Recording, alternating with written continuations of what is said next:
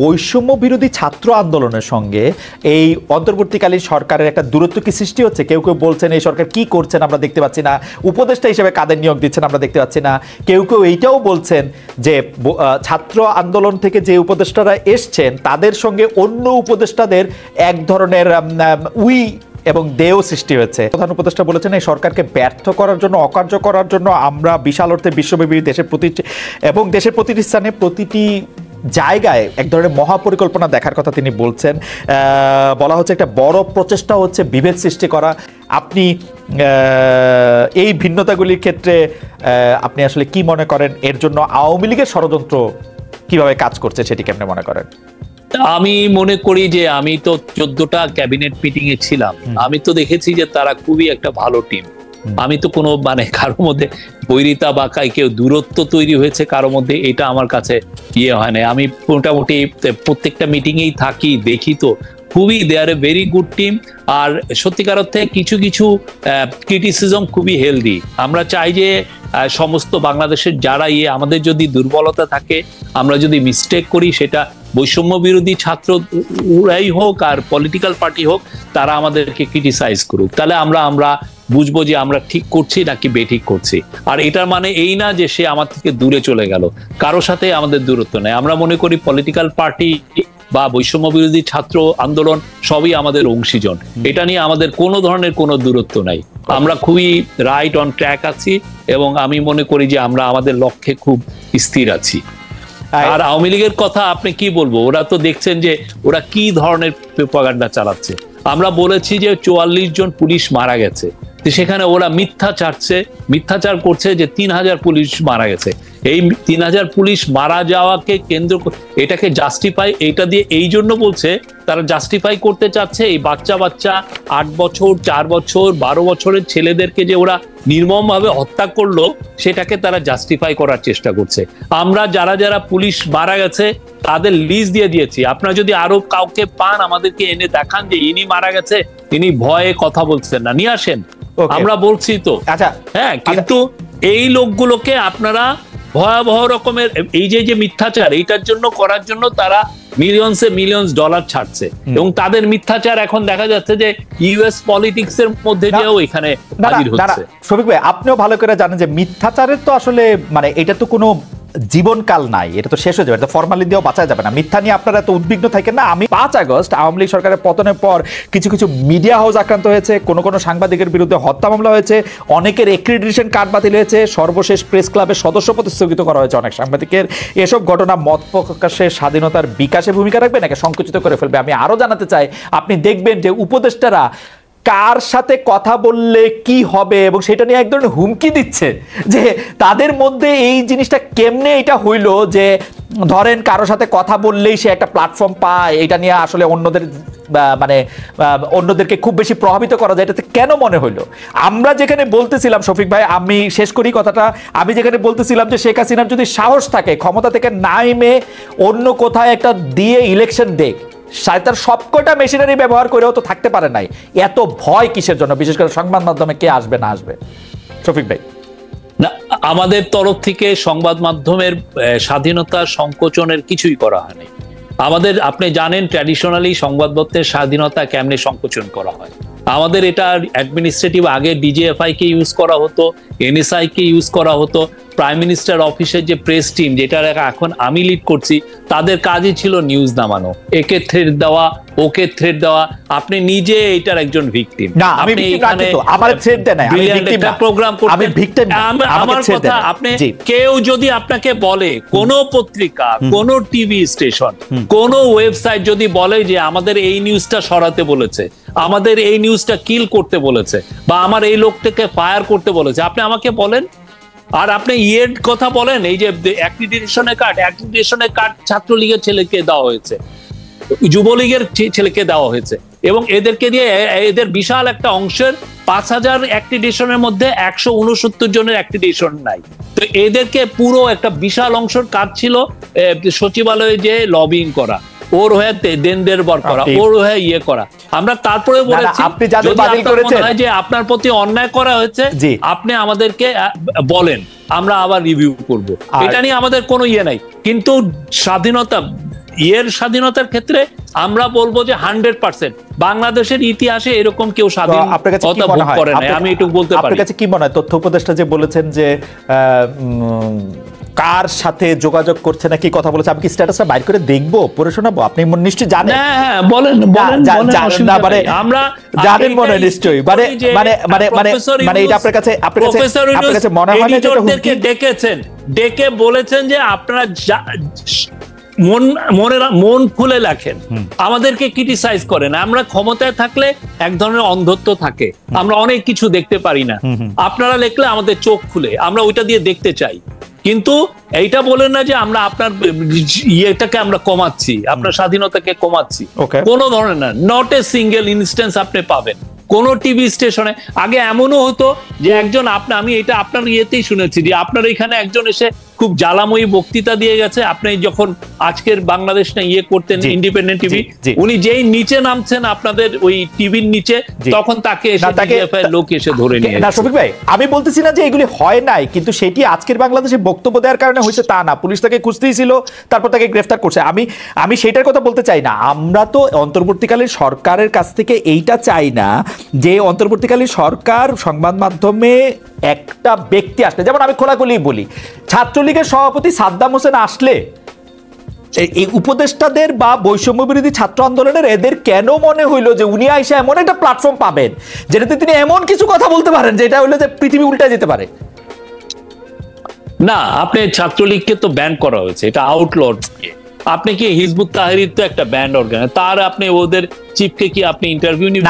অবশ্য আপনি বিদেশে থাকেন। না না, আমি বাংলাদেশ আইন মানতে চাই। আমি বিদেশে থাকলে আমি এটা করতে চাইতাম, করতে পারতাম। আমি কিন্তু বাংলাদেশ আইন মানতে চাই। আমি গত 15 বছরে তারেক রহমানের কে সাক্ষাৎকার নিয়েছি? আমি গত 5 বছর, আমি শফিক ভাই অন এয়ার বলি, আমি গত 5 বছর এমন কোন স্টোন নাই যেটা আনটার্ন করতে বাকি রাখছি জনাব তারেক রহমানের সাক্ষাৎকার নেওয়ার জন্য। আমি এখানে ওপেনলি বলি, আমি ওপেনলি বলি 2 ঘন্টা 40 মিনিট তিনি আমার সাথে কথা বলেছেন, টেলিভিশন ক্যামেরার সামনে কথা বলতে চান নাই। আমি আপনাকে বলি, আমি একমাত্র ওনাকে এই ইলেকশনের আগে আমি ওনার সাক্ষাৎকার নিয়েছি, তাও সাক্ষাৎকারটা নিয়ে আমি লন্ডন ডেডলাইন দিয়েছি যাতে আমার উপরে ঝামেলা না হয়। না কিন্তু একমাত্র আমি না, কিন্তু শফিক ভাই, আমি কিন্তু ওনাকে চেষ্টা করেছি 5 বছর। আমি এটা বলি, এই উদাহরণ যখন দেওয়া হয়, হাতে রক্ত, এই উদাহরণ যখন দেওয়া হয়, ছাত্রলীগের হাতে রক্ত, ছাত্রলীগের একটা লিডারকে আপনার ইয়ে দাও মানে হচ্ছে তাকে প্ল্যাটফর্মিং দেওয়া। আপনি এটা দিবেন, আপনার চয়েস। আমি মানলাম শফিক ভাই। না, আমার চয়েসে আমি আমার চয়েসটা দেখাইছি যে আমার চয়েসটা আমার কাছে কিরকম। যখন আমার কাছে মনে হয়েছে যে কোনো ভিকটিম যদি মনে করে তারে প্ল্যাটফর্ম দেওয়া, তখন এইটা আসলে সকল আইনেই আটকায়। এটা যেমন বাংলাদেশের আইনে আটকায়, এটা আমেরিকান আইনেও আটকায়। কারণ একটা ভিকটিম যখন ট্রমাটাইজড হইতে পারে এরকম একটা লোকের কথায়, সেইটার যখন ব্যাপার আছে তখন এটা বাংলাদেশ আইনেও আটকায়, এই আইনেও আটকায়। আমি যেটা বলতে চাইতেছি, স্পষ্টত উনাদের মনে হয়েছে যে এই রকম কেউ আসলে সে একটা কথা বলতে পারবে যেই কথায় সে আমাকে কনভিন্স করতে পারবে, বাংলাদেশের মানুষকে কনভিন্স করতে পারবে, সেটা আপনাদেরও মনে হয়েছে। এইটা কি ঠিক কিনা? আসলে আপনারা এই ভয়টা অমূলক না, কনভিন্সের বিষয় না, এটা কনভিন্সের বিষয় না, এটা হচ্ছে আপনার একটা মানে আপনি এই মোরাল চয়েসটা করবেন কিনা সেটা হলো আপনার বিষয়। হ্যাঁ, আপনি কি মানে এই আপনি কি আনসারুল্লাহ বাংলা টিমের সাধারণ সম্পাদককে ডেকে আপনি কি ইন্টারভিউ করবেন? সাংবাদিকদের জন্য তো যে কোনো সময় যে কোনো ইন্টারভিউই আসলে, এটা যদি আইনের বাধা না থাকতো, আমি মোরালি মনে করি না যে এই ইন্টারভিউ নেওয়াটা, আমি মোরালি মনে বলি, মোরালি আমি মনে করি না যে ইন্টারভিউটা নিলে আমি আমার মোরালের দিক দিয়ে, এথিক্সে দিয়ে, যেটা আপনি সংবাদ সম্মেলনে বলেছেন, আমি মনে করি না যে এতে আবার কোনো মোরাল কোনো কিছু আছে। আমি মনে করি যে ইন্টারভিউটা, কিন্তু আইনের ব্যাপারটা, আমি আইনের প্রতি শ্রদ্ধাশীল, বাংলাদেশেও আমেরিকাতেও, এইটা আমি আই গট ইট। কিন্তু আপনাদের মনে হইতেছে কিনা একটু বেশি, এবং অ্যাক্রেডিটেশন ক্রেডিট কার্ড বাতিলের কথা আপনি যাদের কথা বললেন, তাদের ব্যাপারটা কি আসলে এটা ঠিক? মানে মানে মানে যাদেরকে বাতিল করা হয়েছে তারা যদি মনে করে যে তারা জেনুইনলি অ্যাফেক্টেড, তারা আমাদের কাছে লিখতে পারে, তারা আমাদেরকে বলতে পারে যে আমার কেসটা রিভিউ করেন। অবশ্যই আমরা রিভিউ করবো, আমি কথা দিলাম আমরা রিভিউ করবো, অসুবিধা নাই। কিন্তু তাদেরকে এটা ইয়ে হবে, কিন্তু আমরা যেগুলো দেখেছি সেটার আলোকে আমাদের কথা। আর একটা জিনিস মনে রাখবেন, অ্যাক্রিডিটেশন কার্ডকে স্ক্র্যাপ করা মানে আপনি জার্নালিজম করতে আমরা মারা করছি তা না। আমার অনেক দিন এই অ্যাক্রিডিটেশন কার্ড রিনিউ হয় নাই, আমার জার্নালিজম আটকায় থাকে না, কারণ অ্যাক্রিডিটেশন কার্ডের মাধ্যমে শুধুমাত্র সেক্রেটারিয়েটে আপনার ঢোকার একটা ফ্যাসিলিটি হয়, এছাড়া আর কিছু হয় না অ্যাক্রিডিটেশন কার্ডে। শফিক, আমার তো অ্যাক্রিডিটেশন কার্ডটা কবে ছিল, কবে এটার মেয়াদ গেছে সেটা আমার মনেও নাই, সেটা আমার মনেও নাই। কিন্তু এইটারে এত গুরুত্বপূর্ণ আপনিই বা কেন মনে করলেন যে ধরেন এটা একটা স্টেটমেন্ট দেওয়ার জন্য যে আমরা আপনাদের অ্যাক্রিডিটেশন কার্ড বাতিল করে দিচ্ছি, ব্যাপারটা কি এরকম?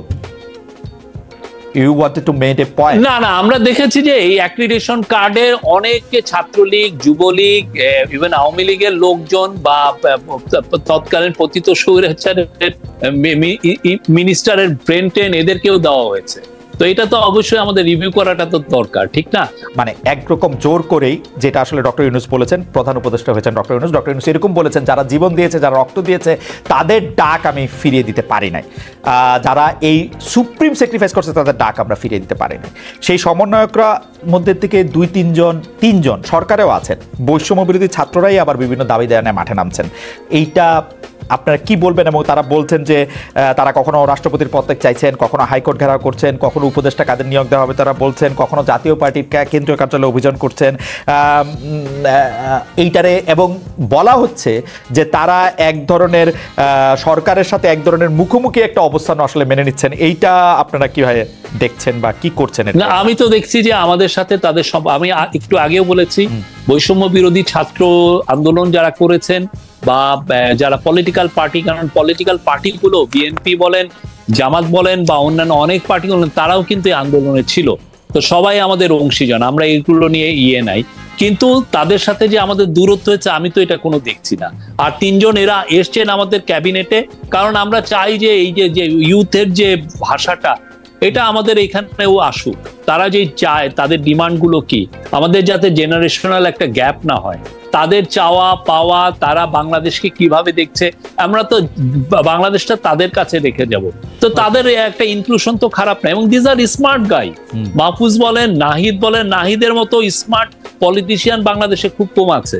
তো এরা তো দে আর মানে কন্ট্রিবিউটিং, মানে আমি বলি যে খুব ব্রিলিয়ান্টলি তারা কন্ট্রিবিউট করছেন আমাদের এই ক্যাবিনেটের কাজগুলোতে। আমি তো কিছু যখন ডিবেট গুলো হয়, দে অ্যাক্টিভলি টুক পার্ট। তারা ওই যে নীরব যে বসে আছেন যে তাকে আমি নিয়ে আসা হয়েছে এক ধরনের ফেভার করা, সেগুলো না।